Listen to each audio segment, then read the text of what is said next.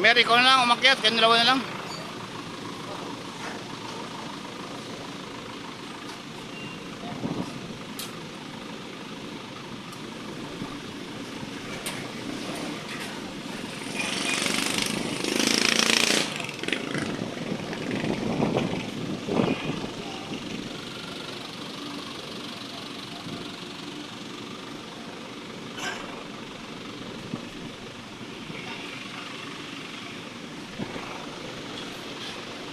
We are here at Sunshine Mall in FTI.